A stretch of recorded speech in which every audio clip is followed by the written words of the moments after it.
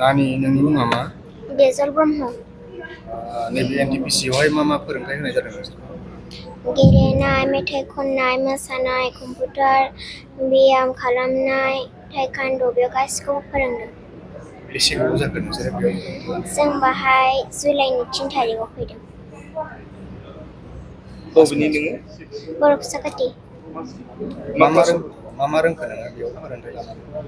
बेयाव आं फोरोंथाय लानानै गासैखौबो रोंबायानो एसे। मा थाखोआव फरायो? 6। गामिया? बर' साखाथि। बेयाव मा जादों मिथिगौ ना? बेयावहाय मोनसे प्रग्राम मास मोनसेनि थाखाय लानाय जादों। मास मोनसेनि थाखाय नोंसोरनि जानाय थानाय गासिबो मोजां जादों? औ। नों बहाय बांसिन साबसिन रोंनो हाखो? बेवहाय आं मोसानाय। मा मोसानाय? बिदिनो बर' मोसानाय, बागुरुम्बा। बागुरुम्बा? बेबायदि। न'आव थाङाखै नों बेयाव फैजेननायनिफ्राय? ओहो। गोसोखाङाखै नों? ओहो।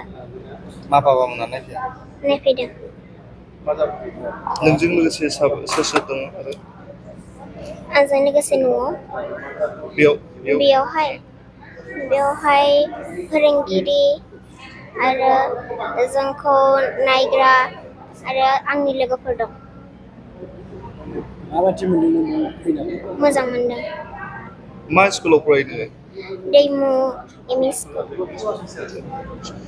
न'आव थांफिननो गोसो जायाखै? बेयावनो थाबाय थानोसो गोसो जादोंमोन नामा? औ। मा जानो लुबैयो उनाव देरनानै? फोरोंगिरि। मा मिडियामाव फरायो? बर'। मिमि बसुमतारी। बेयाव मानि थाखाय फैदों नोंसोर? Ntpc बङाइगावआव मा सोलोंखो नोंसोर?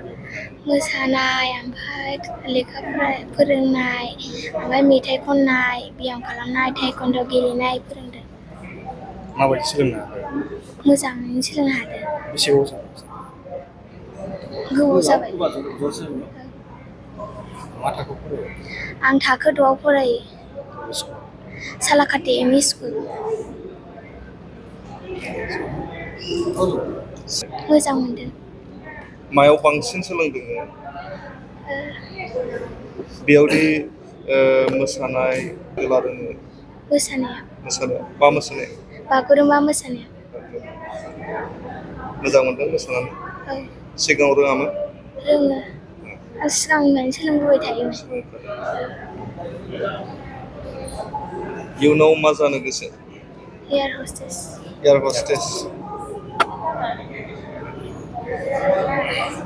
मा थाखोआव फरायदों?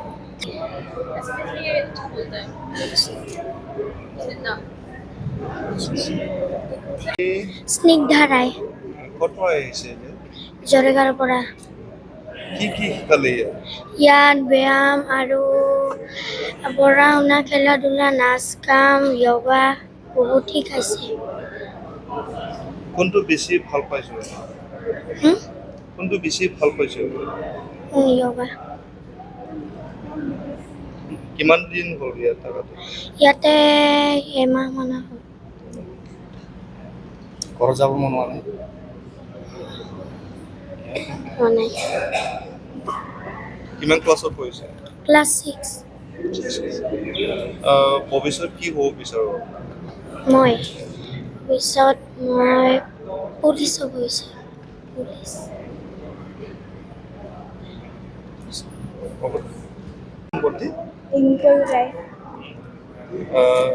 এতিয়া কি শিকালে আৰু কি পাৰফৰ্মেন্স শিকালে?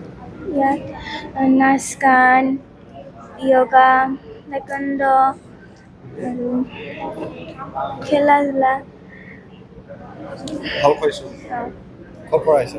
জৰেগাৰ পৰা আহিছে। কোন ক্লাছত পঢ়ে? 6ত। কিমান দিন হ'ল ইয়াত থকা?